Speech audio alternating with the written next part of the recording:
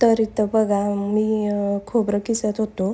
तर इथं बारके किसणी घेतली होती आणि ते किसत होतो. तर किती उशीर झाला ते खोबरं किसतच होतो, तर ते किसतच नव्हतं. बारीक किसणी होती त्याच्यामुळं टाईम लागत होता. मग परत उठलो आणि मग मोठी किसणी घेऊन आलो आणि मग पटापटा असं खोबरं किसून घेतलं. कारण मला चटणी बनवायची होती, त्याच्यामुळं मग मी हे खोबरं वगैरे किसून घेतलं आणि नंतर मग दिव्याची वात बनवायला घेतली मी. इथं बघा मी कापूस घेतला आहे आणि मी वात बनवतो आहे. दुकानपेक्षा भारी अशी वात बनवून होत्या घरी. 8-15 दिवस दिव्यामध्ये राहत्या. तुम्ही पण असं बनवून बघा. तर इथं मी रांगोळी टाकून वात बनवून घेत होतो.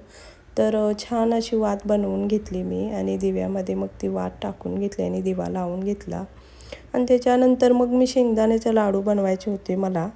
तर म्हटलं शेंगदाणं भाजून घेऊया. तर इथं मग मी शेंगदाणं खरपूस असं भाजून घेत होतो आणि छान असं शेंगदाणे खरपूस भाजून घेतले आणि मग एका प्लेटीत काढून घेतलं. तर बघा, व्हिडिओ आवडल्यास व्हिडिओला लाईक करा, शेअर करा आणि सबस्क्राईब करा.